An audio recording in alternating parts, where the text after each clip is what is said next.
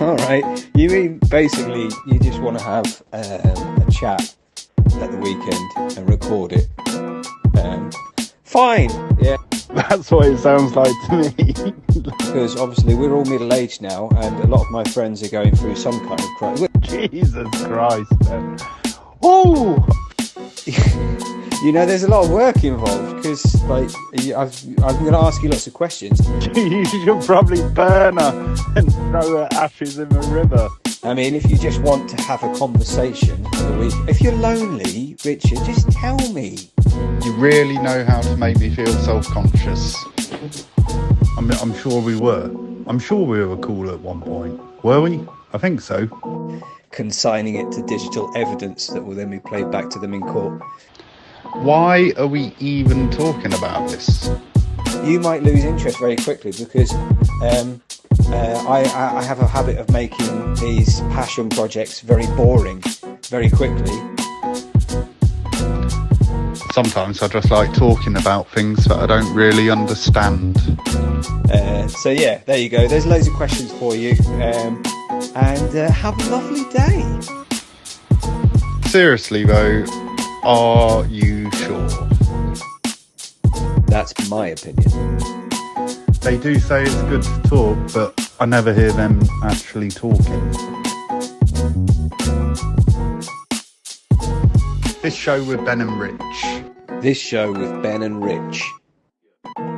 You found a way to communicate your feelings without actually directly communicating your feelings. Stop it.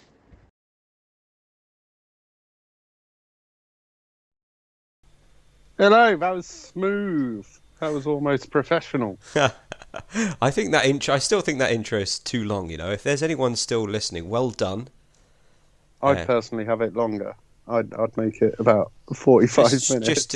Let's forget about the podcast and just keep a long reel of us doing sound bites for an hour.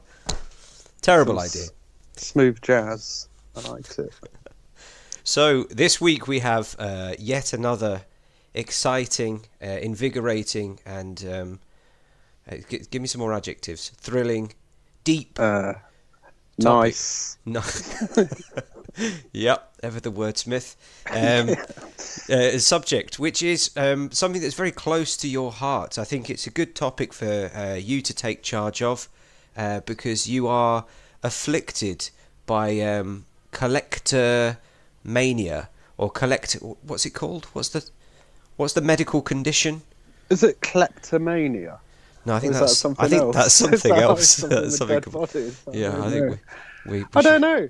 I don't think it is an affliction, but I feel like the next hour or so is you going to be making out like I've got a serious mental health issue and then make me sell my entire collection. I mean, this is definitely one of your mental problems. I don't know if it's the biggest. I collect them as well. Exactly. You know. Well, let's kick off because I'm quite interested in the concept of collecting and what it is that drives people to start, or how they choose what it is that they're going to collect, and when your collection gets out of hand and you have to say to yourself, okay, I've got a problem. I think one of the main signifiers, one of the main signs that maybe your collecting is getting a bit out of hand is when you have to build a separate room for your stuff, which is in fact what's happening. This is why I wanted to talk about this, because you're getting married soon. Congratulations. And I don't know if this is true or not. We've not actually spoken about it, but I have the impression that one of the conditions of your lovely wife-to-be was that you get all of your crap out, just get it out, put it somewhere else. So you've built your own little man cave, which I think... Yeah, which is great, by the way. It's fantastic. Well, it's also quite controversial because that was never meant to be a man cave. It's it's where you put the cars, right? It's a garage. It's supposed to be a garage. No, it used to be a garage. I mean, it's not anymore. So for people who don't know, 6 months ago, me and my partner moved into this house. Well, actually, it's nearly a year ago now. God. But yeah, there was an old garage in the back which you can't use for getting cars in because it's in the back garden. And the guy before had it as a workshop, and it became mine and Sharon, my partner's, office. That was the whole idea of it. And I got it plastered and done out nice, and we've got lights and heating, and it's like a real room now. But the whole office thing didn't really work out, which is a bone of contention still today. I mean, I think that if you're not into the thing that somebody is collecting, it can be a little bit disturbing. But one of the reasons in my research, for example, I don't know, if you collect human skin and you say, hey, you're on a date, you've met somebody, you've finally gone on that date, the woman in your office that you like, you invite her out, you have a great time, a couple of glasses of wine and a nice meal, and then you say, hey, do you want to come back to my house?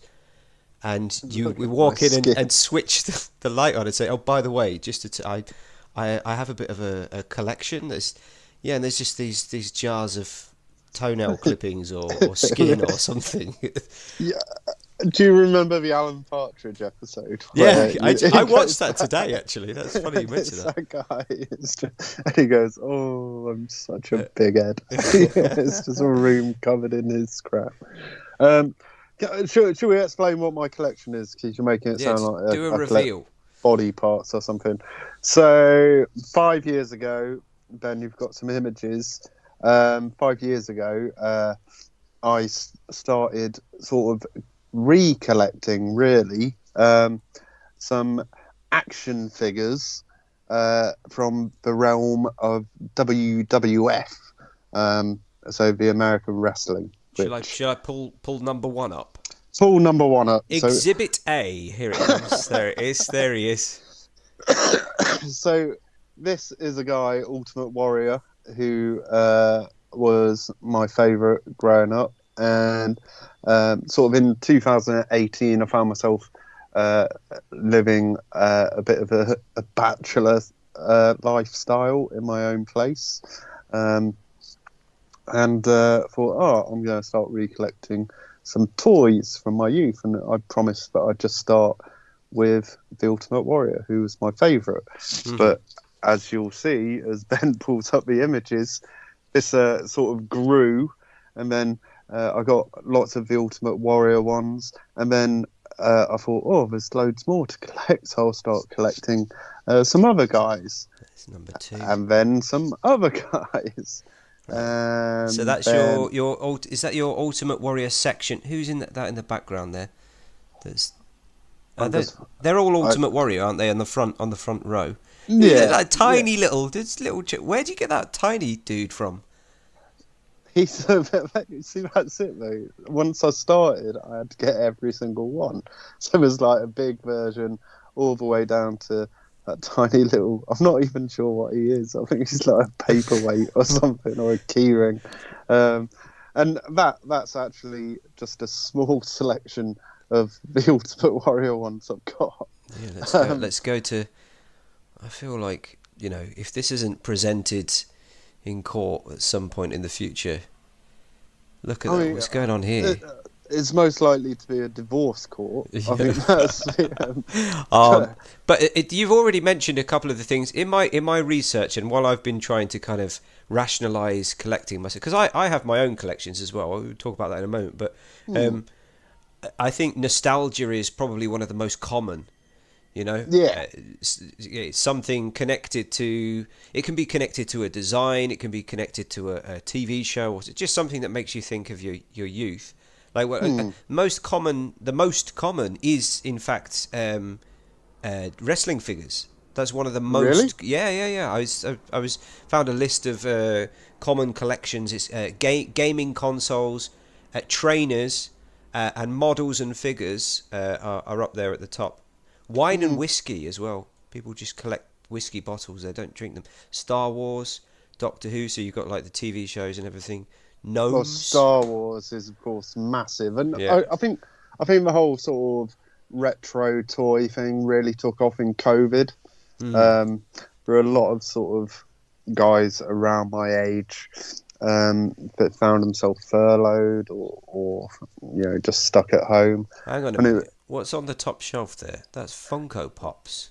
there's some Funko Pops. See, So you're. so Hang on a minute. How's that happened? I thought you were a purist. no, well, basically, I got. So there's a lot of different types of wrestling figures. So throughout the years, like I started off with the originals from like the late 80s, early 90s that I had when I was a kid, and I've collected nearly all of them now. There's a few that are just too expensive. Like some of them, you're looking at over $1,000 for like one figure. Oh my god. And I'm not quite that mental, although it does get a little bit more mental later in the story. But then there's the ones from like the late 90s, which are those slightly taller ones. They're Jacks. And then the Funko Pops. I started getting some wrestling ones, and then found a shop that did like 3 for a tenner. So I just started collecting ones that I liked. And they used to all be on my work desk until my boss told me, we don't work in a play school. Get rid of your fucking toys. Yeah. So they had to come home. The worrying thing in that image is those boxes that you can see. Because sometimes I have to buy 2 sets, one to put out on display and one to keep mint in box. So why do you have to do that? Why do you need? This is something that I guess why I'm not a very good collector, because if you get the thing, you want to touch it and use it and interact with it. There's no way that I could have a doll, a figure. Sorry, I know you don't like it when I call them dolls. I couldn't have a figure and not like interact with it. So why keep it in the box? Obviously. No, you don't, Ben. You get 2. You spend twice as much money, and you get one to keep in the box. Yeah. And one to display to play with in the bath. Yeah, sometimes I have a fig bath. Yeah. If I get a load of ones off eBay and they're a bit mucky, sometimes I'll light some candles, run a hot bubble bath. Do you make noises? Do you do the noises? No, it's just purely for cleaning. Yeah. Kenny G. Of course it is, mate. Of course it is. But, sitting in the bath with your dolls. So I understand this can look a little bit obsessive, and I think there's another image of the whole sort of room, and you can see why Sharon gets a little bit miffed, because I can't believe she's marrying you. It's just it defies logic. Look at this. I do seem to have taken over most of the room. Who are these big chaps at the bottom? They're Austin. Steve Austin. There's Steve Austin, there's a Hogan there somewhere, and a Seth Rollins that Sharon made a dress for. So she does get involved sometimes. She made him a little black number. And then there's the replica belts and stuff. So I'm guessing you're wondering how much money I've spent on my collection. Yeah. And it's sort of difficult to say, because Sharon might listen to this. Tens of thousands that you can say in that. I'd say there's pushing 10 grand in that shot. Yeah. The masks as well. Which, as I say it, I feel a bit sick. It's a bit mad, isn't it? I mean, this is your legacy. This is what your daughter's going to inherit. Yeah, she'll be happy. Beautiful doll collection. I mean, nostalgia. It starts with nostalgia, right? But then, if we're going to talk about collecting in terms of a medical condition, like the psychology of collecting, One of the reasons this doesn't work for you, but one of the reasons that people collect things that I read about was to attract potential mates, which I don't think. I mean, what's the female presence like in the wrestling figure community? I mean, so I'm a member of some Facebook groups. Big shout out, LOH. Sorry, that's the uncoolest thing I've ever said in my life, and I've said a really lot of uncool things. But I think there's 2 girls in that group. What's the size of the group? About 3,000. That's a ratio, man. That is wow. Okay. But I think that's more down to the subject matter, maybe. I don't know. I don't think it's a collecting thing, is it? I think girls collect things as much as boys or women and men. But that's the kind of, I mean, with this theory of attracting a mate by being able to accumulate stuff, it really does depend on.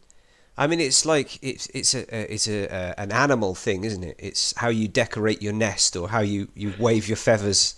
If you've got a collection of Lamborghinis, slightly more impressive, I think. No? Yeah. I mean, obviously there's the monetary value to that. I suppose that is more impressive, but is it any more attractive? I don't know. If someone's into the same thing as you, then they find that attractive, don't they? Do you like that your collection and that the thing that you're attracted to collecting? Do you like the fact that it's very niche? That it's like, would it mean less to you if everybody was interested in collecting them? Do you know what I mean? No, I don't think so. I think that's where something like music differs. We have a friend who collects vinyl of Mongolian spoon jazz. Just the most obscure shit that no one else will ever listen to. But you want the rare figures, right? Don't you desire the rare figures? Don't you, when you're having a bath with your figures and you're looking at them all and you're telling them how pretty they are, and you realise that you haven't got that one that everybody wants, the golden Pikachu wrestler, that mysterious. No, absolutely, and I think there is a certain amount of kudos. The guys that I know who have, so one series of them is these ones called Hasbros, and they started end of the 80s and ran till like the early 90s, and towards the end of the run, so like 93, the last series, they had loads of distribution problems. The manufacturer lost the license, and so that was a really limited run. And some guys have got all of them, and you do sort of look at their photos, their displays, and go, oh yeah, that's pretty cool, I would like that.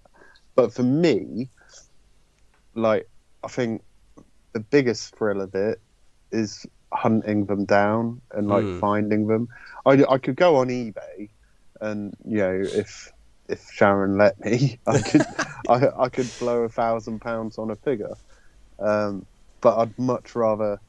I mean, the dream is to find it. We call it finding it in the wild, so like a car boot or like a little toy shop somewhere or whatever. Yeah. I can understand that. That's the same. I mean, because I collect vinyl, and it's do. Yeah, I've got a vinyl collection, and it is like you say, in the wild. It's like the thrill of finding something valuable in a charity shop that's been massively underpriced by a volunteer that doesn't really they don't know what they've got, and you kind of like holding in your laughter, you're just sniggering to the kind of just 50p. There you go. And then you take it home and just take all your clothes off and just rub it on you. I don't know. Do you ever? Because this is just what you were describing just then. Is the endowment effect? Have you heard of that? I have not. It's like it means that you value something more when you own it. So Okay. there's two parts to it. There's the sensation of not owning it and desiring it, and then there's the value increases once it belongs to you. It's it has to be yours, you know. Um, and I think that No, I get that. I can understand that. Yeah. I mean, some guys go as far as to find what are called test shots. So it's like the model that the manufacturer would make before doing a run of them. So it's like a test, basically. And people I think like people who work in the factory like smuggle them out and then sell them for ridiculous amounts of money. And these are just ultra rare, but they look like shit. You know what I mean?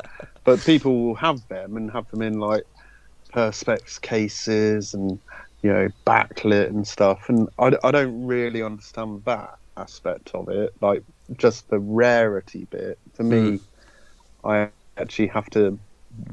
I think I have to have some sort of attachment to the thing. Do you know what I mean? Yeah, yeah.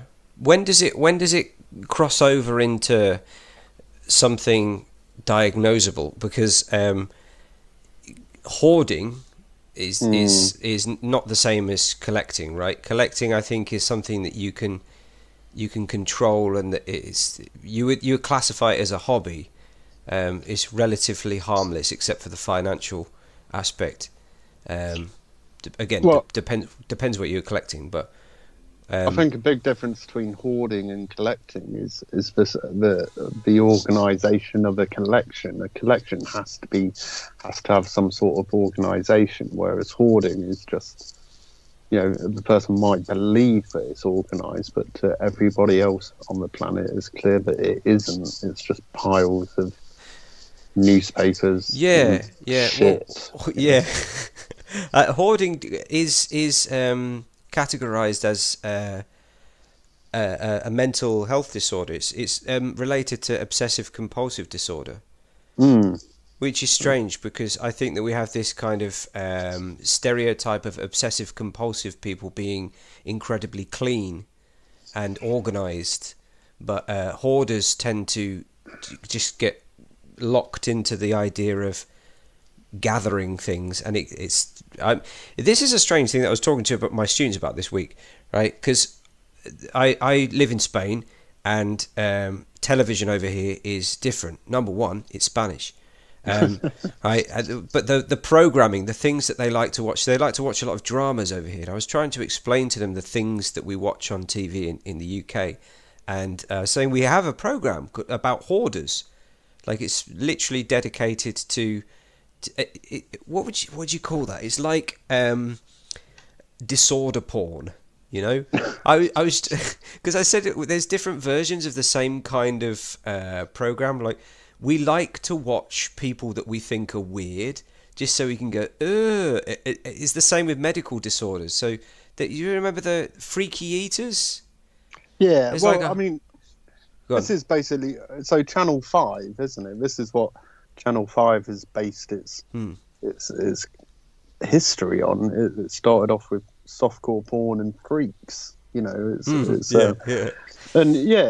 certainly in England, we like to look at odd things and odd people and odd behaviours. It's always the genitals, though, with the medical one. When they come and say, Jean from Skegness has had a problem. And then they come in and she just goes, it's always, they always have to get their collecting STIs. Yeah, collecting yeast. This is cultivating yeast. It's always something about their genitals. And my mum will, like, when she's talking to me on Skype, she'll say, I saw it was disgusting. I was having my dinner. I almost fetched it up. I thought, well, why are you watching it? You chose that out of the timetable. You sat down and you knew it was on at 8 o'clock. You prepared yourself a lasagna, and then you sat there and just scowled at this woman's rotten genitals. That's what we do in the UK. We like watching that stuff. But the reason I mention it is because there's another program about hoarding and people with... it's basically the Victorian freak show, I think, the modern version. We just like to kind of look at people that are less. Maybe it makes us feel better about ourselves. You're sitting there. Maybe a little bit, but I think hoarding as a disorder is like, it can be a very sort of destructive thing, can't it? Really. I work in a sort of industry where we look at trauma responses, and hoarding is certainly known to be a trauma response. So, do you think that there is an element of addiction related to collecting? Well, we're opening a can of worms with me here, aren't we? But yeah, I think there probably is. I mean, I sent you a clip, which might explain it better. Yeah, shall I stick that on? Yeah, why not? Why not?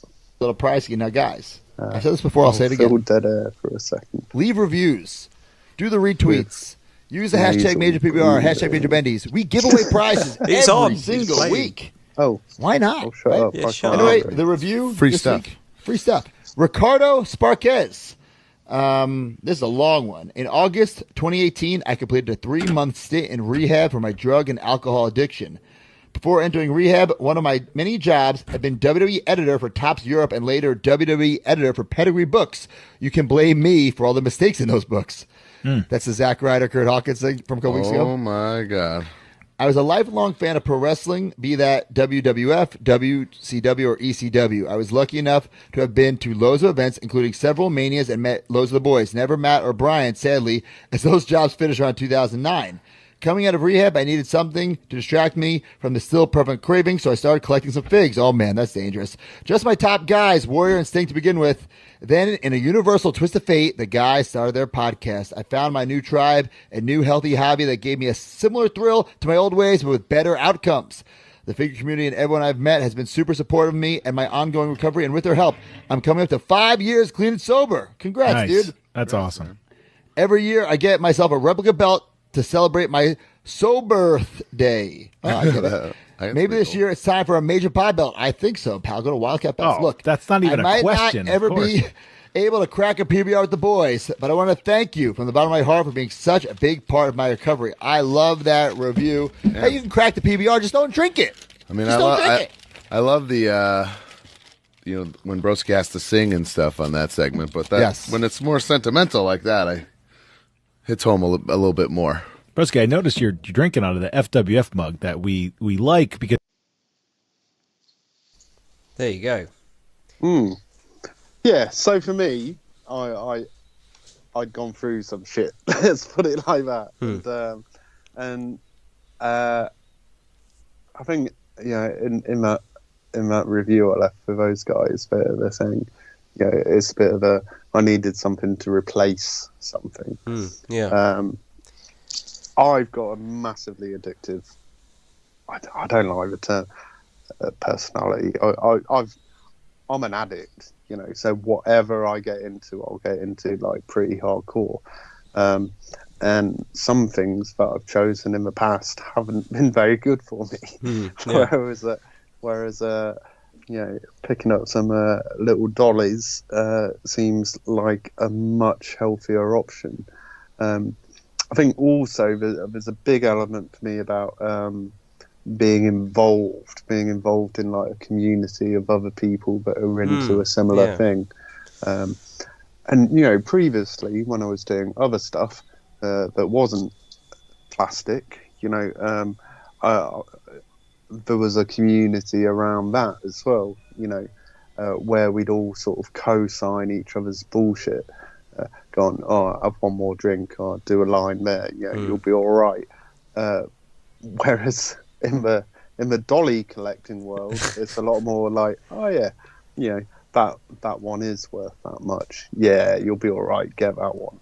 And I suppose financially that can be an issue, but thankfully now I'm a bit more financially secure now. I'm not necking it all. So, and we're all pretty sensible, really.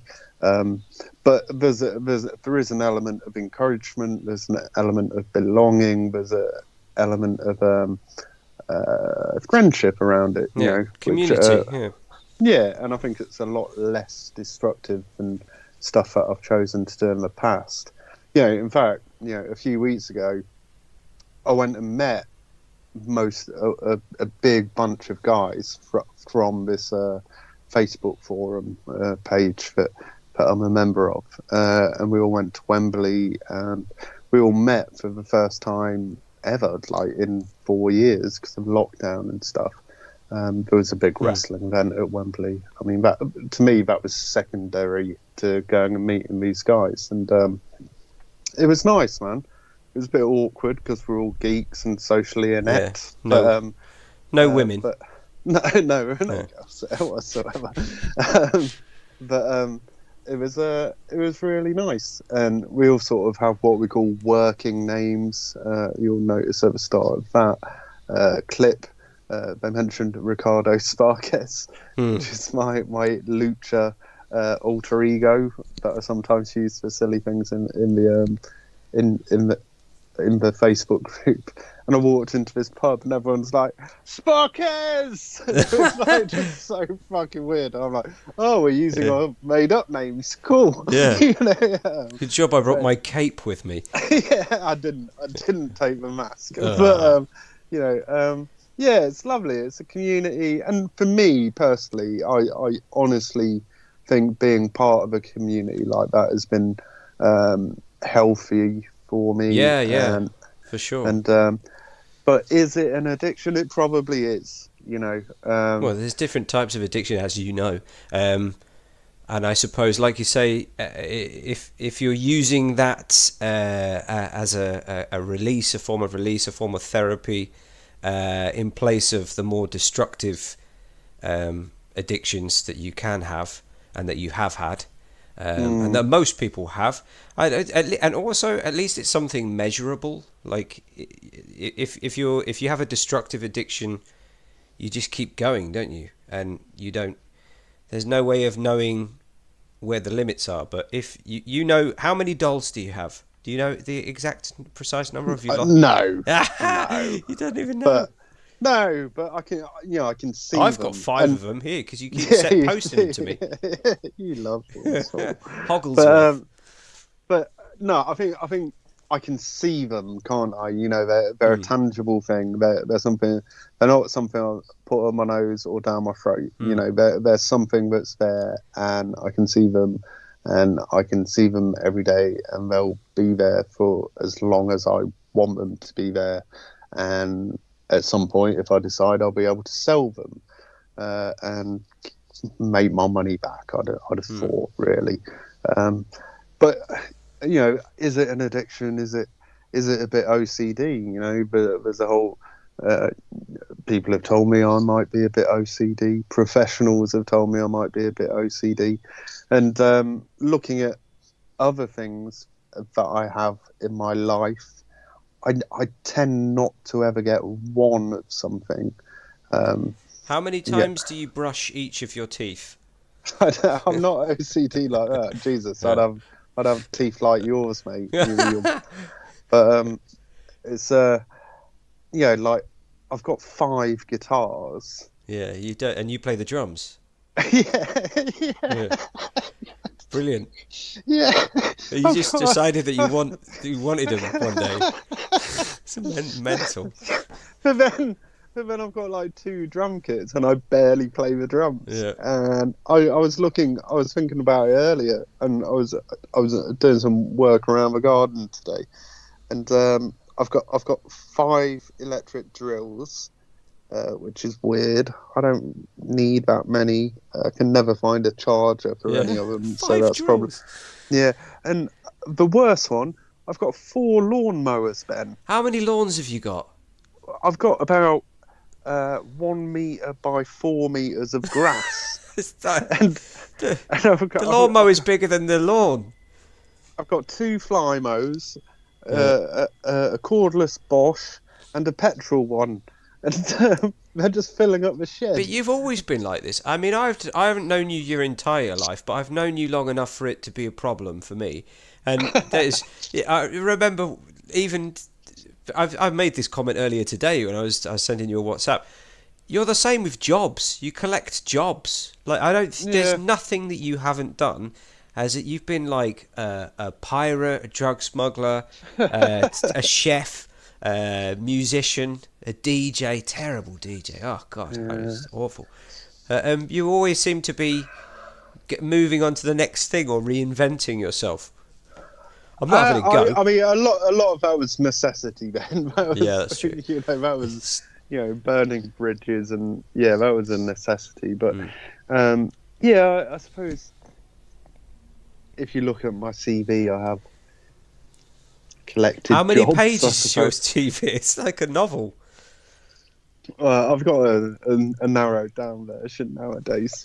I think, but again, the last 5 years. You say that. I think I've had 4 jobs in 5 years, but this latest one is 2 years long. And I think I'm settled now in this one. Thank God. But jobs are a thing, and and I will obsess about stuff like you say you collect vinyl. When we moved into this house, we thought, it'd be like quite grown up and sophisticated to get a nice record player and some separates and stuff, and we did that, and then just go around charity shops buying shit, buying like Now 3. The Sound of Music. Well, no. We found charity shops actually only have soundtracks from crappy musicals and classical Tchaikovsky. music. Yeah, like a box set of Tchaikovsky. It's always one of those. But vinyl is a massive thing, isn't it? We should talk about your collection a little bit because you're making me sweat a bit here. But we've started collecting vinyl, and just the other night we were in bed chatting. And Discogs, you're on Discogs. This song came on Sharon was watching TikTok, and this song came on "Gordon is a Moron" by Tilted John. Do you remember that? I've got that. I've got it. Well, I said I had that on an album that my godmother gave me called Knuckle Sandwich. when I was, I remember having it when I was like 4 or something, so like early 80s. And I looked up this album and found it on eBay for like 48 quid, and I'll have that straight away. So I see something, I obsess, and then I sort of make a snap decision, and before I know it, I've got 4 longboard skateboards, rather than one, and I've got 5 lawnmowers. Yeah, and a stack of vinyl that's growing, but is mostly dog shit. Like I've got the Venga Boys on vinyl. Nice. It's odd. But tell me about your vinyl collection. I think yours is a bit more like controlled, sophisticated. Isn't it? Well, yeah, that's true. Yeah. It's basically my dad's. Most of it is my dad's, but I started collecting 7 inches and. One of my goals in Spain was to build a best of British set, because I wanted to do a set in a bar here every week, just playing like classic 60s, 70s British pop and rock. Nice. So I've just been building that for a few years, but most of it is my dad's. He was going to give it all away. I was like, whoa! I had to do intervention. Intervention. That's what I couldn't find. But it's not that impressive. I don't know if it would. This is the funny thing about vinyl, is because it's genre based. Maybe it's the same inside the wrestling community as well. Like, everybody has their own preferences. So like, somebody might look through what I've got and not know any of the artists and think I went in a big kind of reggae ska direction. So in terms classically of British. Yeah. Oh no, I suppose it is actually. Yeah. Sorry. Bit of skinhead, Moonstomp. But yeah, it's something that I find myself, it's a treat. So, but then again, that is addictive behaviour, because you find a way to justify. Oh, I've done this. Oh, I got through the week without insulting anyone, or I don't know. You just find a reason to justify. Oh, I deserve to have a new record. So yeah, it's not a big problem for me, but it is just constantly growing, and it's to the point now where I don't really have the space. So that's a thing, and I've accidentally ended up with this wrestling figure collection, which I didn't ask. It's sending me those in the post. I'll find a place for those. One question, just something that I was thinking earlier on. I know I keep mentioning that there aren't any women in your community except those two women that managed to get in. But do you think that collecting is a predominantly masculine thing? I can't think of any women that I know that collect stuff. Well, you know what? I don't really know anyone sort of our age, any of my female friends that collect, but two of my girls do. Millie, our eldest, she's 16, and she is a massive Taylor Swift fan. And Taylor, bless her, a breadstick and a wig, she is, whatever I think of her music, she's a marketing genius, or has a marketing genius working with her, and just a master of merchandise. Vinyl is a big thing. She releases the exact same album on like six different color vinyls. There's always one that's really hard to track down, and we have to order it from the States. I mean, Millie's Taylor vinyl collection is probably a couple of grand already. You know? It's gonna make my habit. Actually, as soon as you mentioned the girls, I realised that I do know a lot of women that have or girls that have collections. My mum used to collect stamps, classic. And that's before international travel became a thing, before cheap flights. So it was very interesting for her to see a stamp that had come from Africa. And I remember looking at that as a kid. I was fascinated by these images that had come from around the world. And coins, obviously, that's one of the most common collections. She had a coin collection as well. And my sister used to collect rubbers. That's as in erasers, not condoms. That's a big one, man. I used to eat them though. I was a bit of a weird kid. Grew up to be a really, really strange adult. But I used to eat her rubbers. It wasn't my fault because a lot of them were shaped like food. There was one that was a custard cream that I didn't eat it. I had to sink my teeth into it, and I kept creeping into her room and sinking my teeth into her rubbers. Until again there was an intervention there, and my nan collected spoons. From around the world. But so I suppose it's not a gender thing. I'm going to play. Shall I? Go on. Sorry, just quite interestingly, Lily, my youngest, she's just turned 7 a couple of days ago, and she has definitely got. I'm hoping it's a collecting gene over an addictive gene. She there's a YouTube sensation in the world of children called Ryan's World. You may have come across this, but just like 1 million, maybe not 1 million, but maybe 50,000 toys. Like they're just these little sort of quite disposable toys that come in a blind bag, so like a sealed bag. And Lil's been through a phase of getting those, and I think she was 4 the first time I heard her say, "Yay, no duplicates!" Like, because she bought 2 bags and there weren't any duplicates. The proudest moment of your life. I was pretty chuffed. And then Barbie, she's quite obsessive about.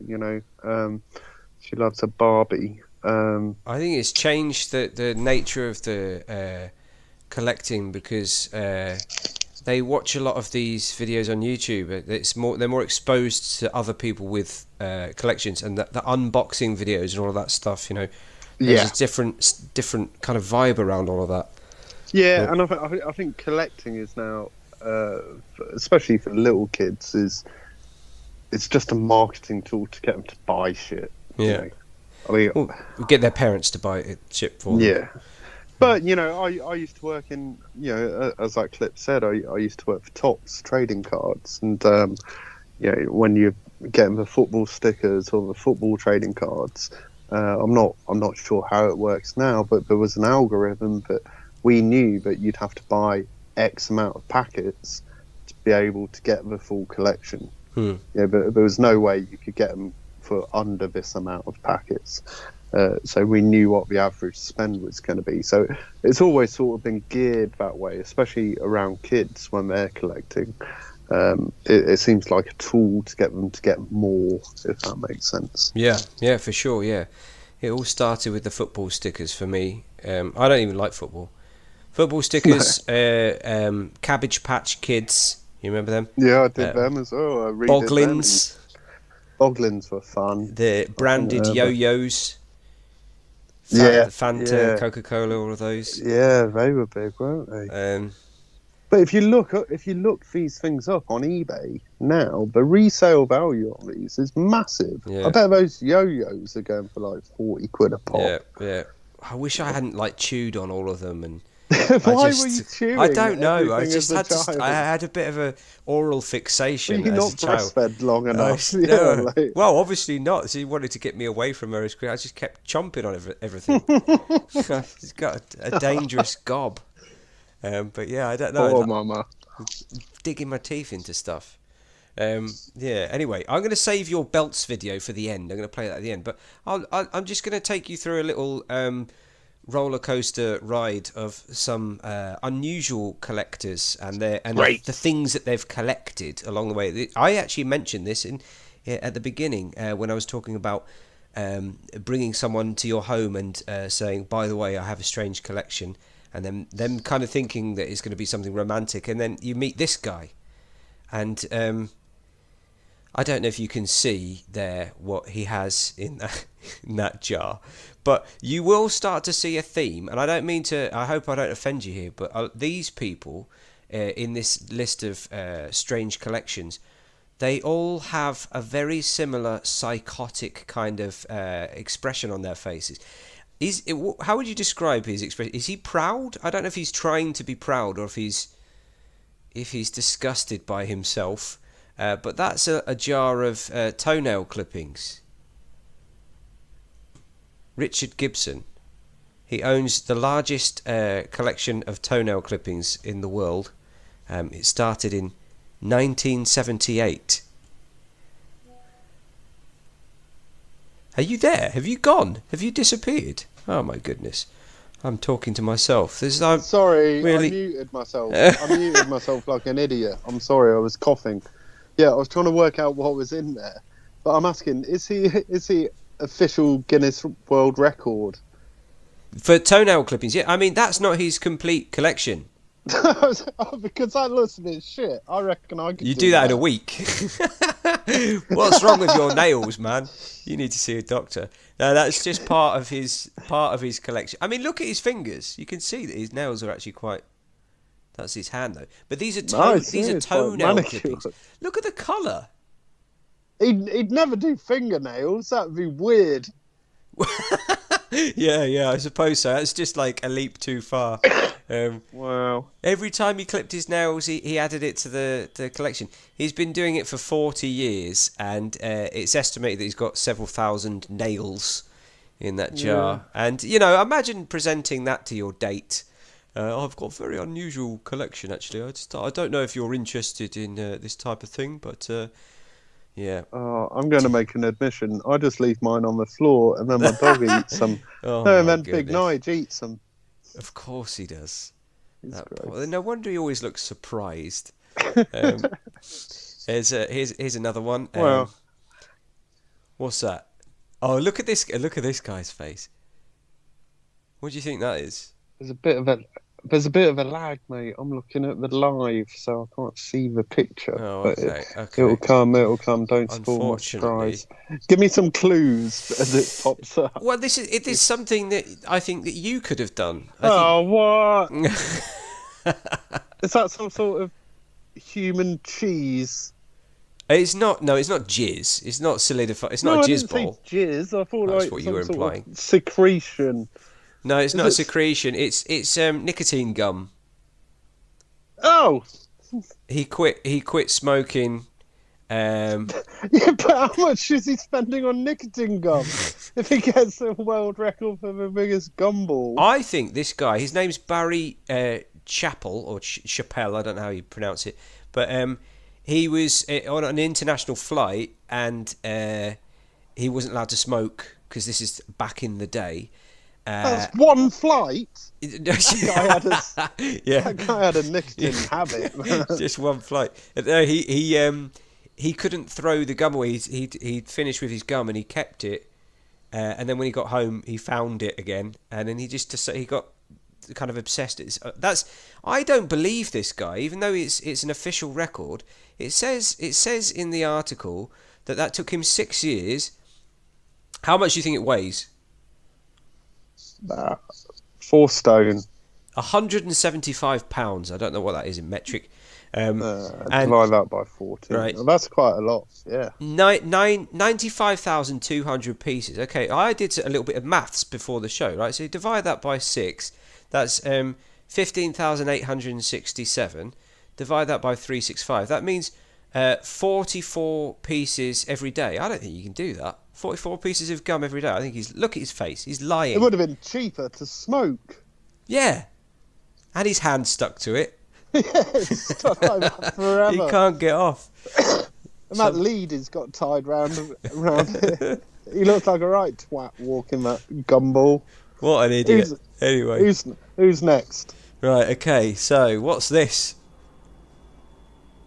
Again, I can't see because I'm on a lag. Right, I'll tell you a little bit about this guy. His name's Sigurdur Hjartarson, probably. Norwegian. Something like. He's from Iceland, right? Okay. And he's actually he opened a museum since 1997. It's been open. He's building his collection of. Can you see it yet? Yeah.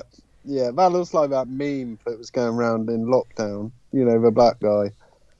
Yeah. Yeah, he collects penises. Right, okay. Yeah. He's got 143 penises from 41 mammals. I think because he hasn't seen his own one for a long time, so he's kind of just to remind himself. But the way that he's touching it,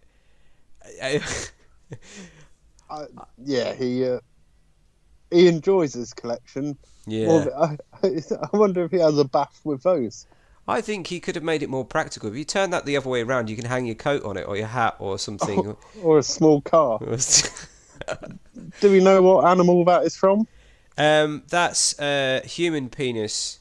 No, I have no idea. I don't know. It doesn't. I mean, it.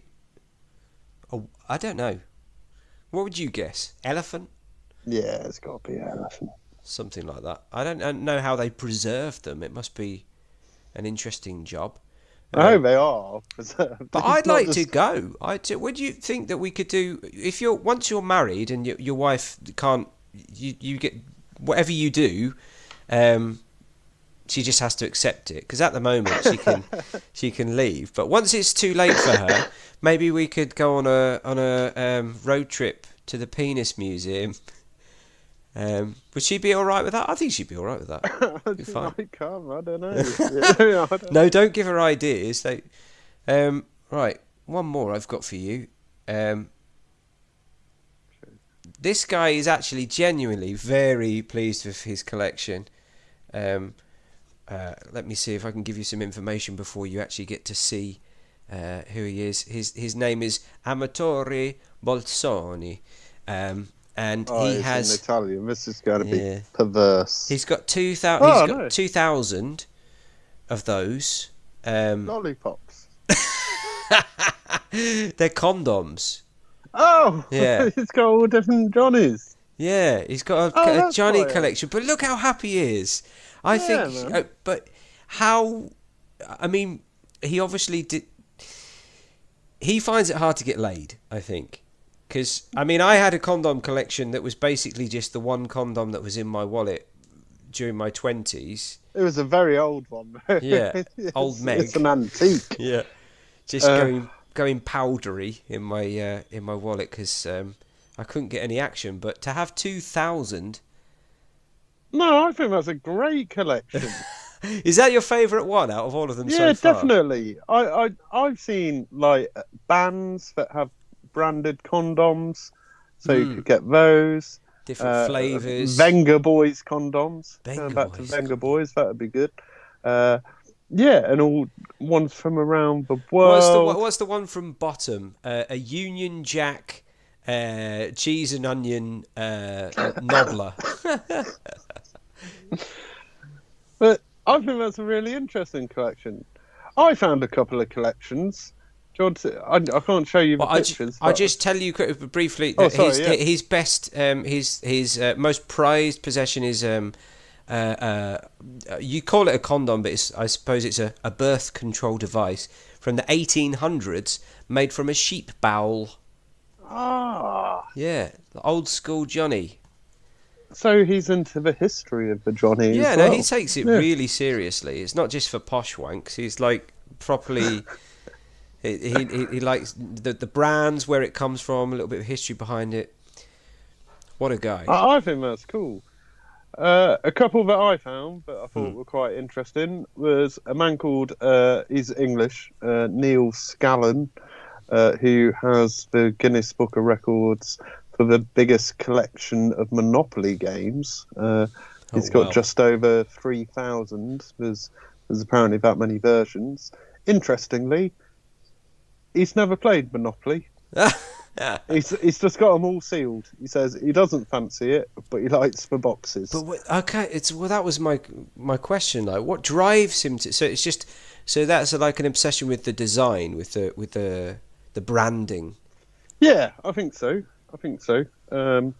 Yeah, and I suppose, when something like Monopoly is licensed out, so there'll be like a Friends version or a Star Wars version. I suppose, like, graphically they're pretty cool. A guy, an American called Dick Valansky. Oh yeah. He's got 36,000 golf balls.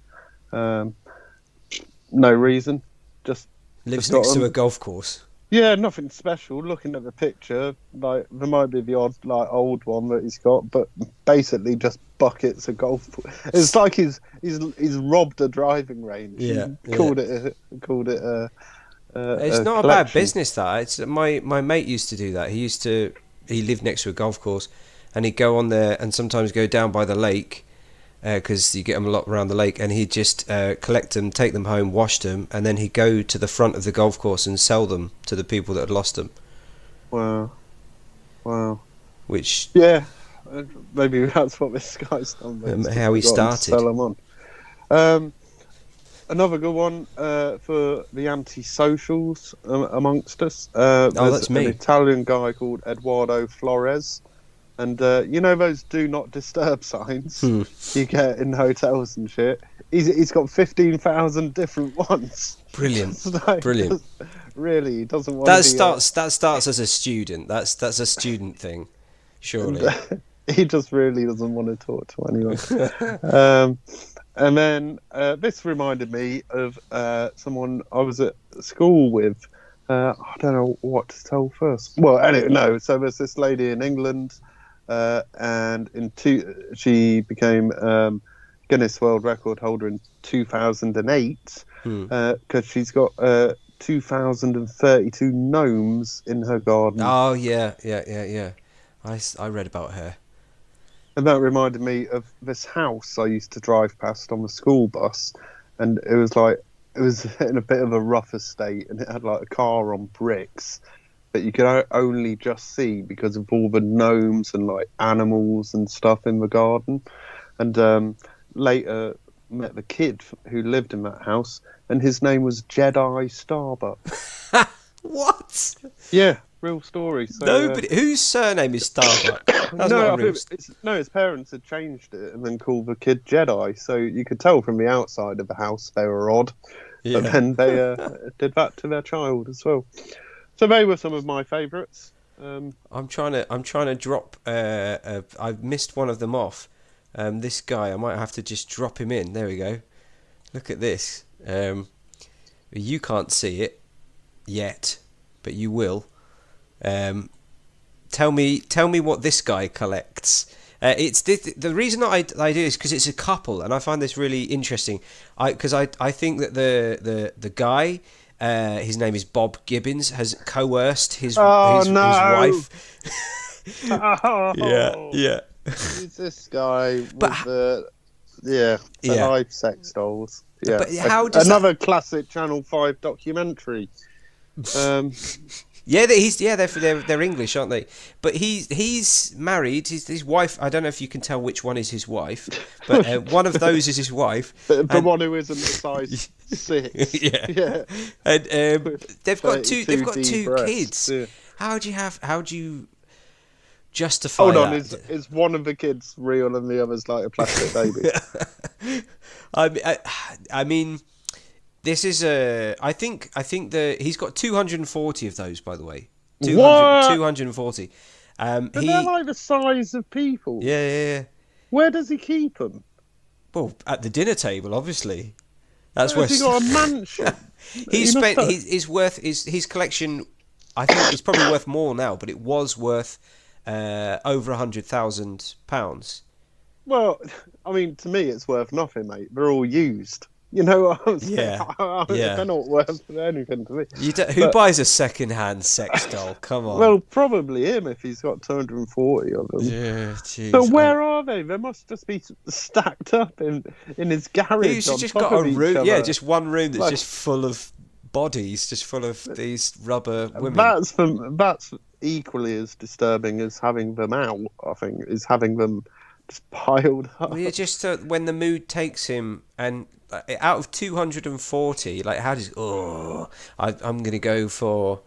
Having Chantel tonight. Hold on, she's at the bottom. Does he name that? He must. I think they come with. Do they come with like a backstory? Or do you know what I mean? It's like I'm not like Barbie, but do they have a name and like? Well, she's the one at the front. Obviously, she's got a job. Look, she's a maid. Yeah, she's a maid. Then there's that. Then the next one's like a Thai bride one, which is odd that you'd order a plastic Thai bride. You just get for the same price to get a real one. The one at the back is from the 80s. But look Pepsi or Shirley. I'm not sure which one. How mental they are. They've given them all a cup of tea. Yeah, that is. Yeah, I mean that's different. And even though they're dolls, they do seem to have a kind of trauma on the face. There's like they've been through stuff. Yeah, they're just dead behind the eyes. Poor silicon women. Terrible. Anyway, right, I can't look at that anymore. But in conclusion, you've got a serious problem, and thanks. Thank you. I might leave it all to you in the will, because I know that it'd really aggravate. Please, because I've mentioned this last time. Every time you post, I can imagine getting like boxes and boxes of this stuff sent over, and I have to pay for it because of the Brexit You'd never be able charge. to leave.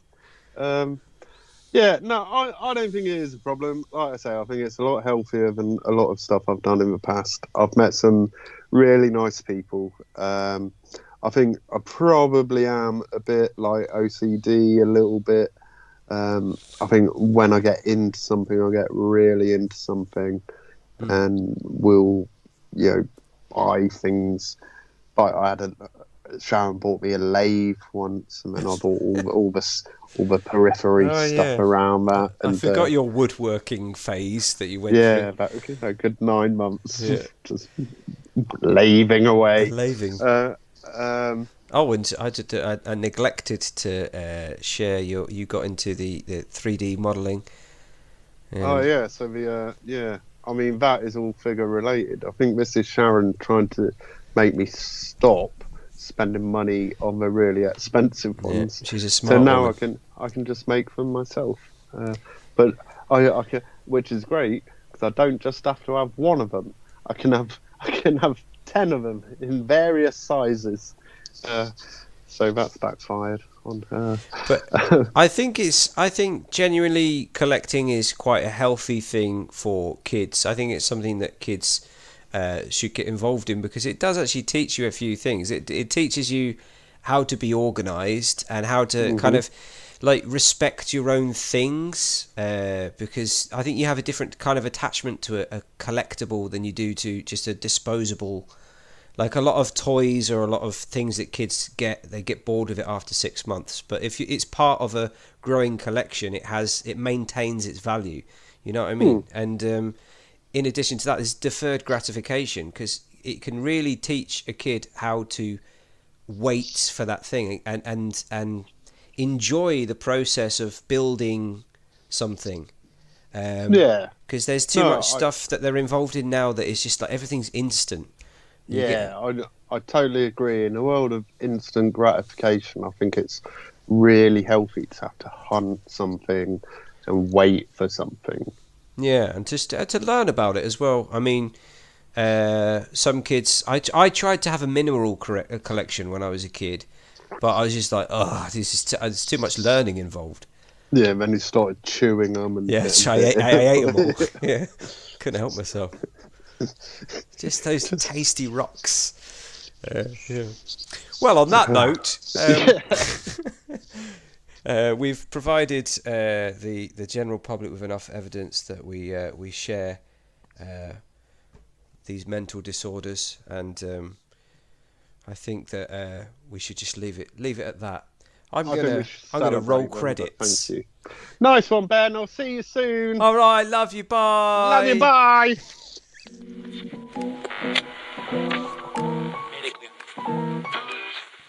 All right. You mean basically you just want to have a chat at the weekend and record it? Fine. Yeah. That's what it sounds like to me. Because obviously we're all middle-aged now, and a lot of my friends are going through some kind of crisis. Jesus Christ, man. Oh! You know, there's a lot of work involved because, like, I'm going to ask you lots of questions. You should probably burn her and throw her ashes in the river. I mean, if you just want to have a conversation for the week, if you're lonely, Richard, just tell me. You really know how to make me feel self-conscious. I'm sure we were. I'm sure we were cool at one point. Were we? I think so. Consigning it to digital evidence that will then be played back to them in court. Why are we even talking about this? You might lose interest very quickly because I have a habit of making these passion projects very boring very quickly. Sometimes I just like talking about things that I don't really understand. So yeah, there you go. There's loads of questions for you. And have a lovely day. Seriously though, are you sure? That's my opinion. They do say it's good to talk, but I never hear them actually talking. This show with Ben and Rich. This show with Ben and Rich. You found a way to communicate your feelings without actually directly communicating your feelings. Stop it.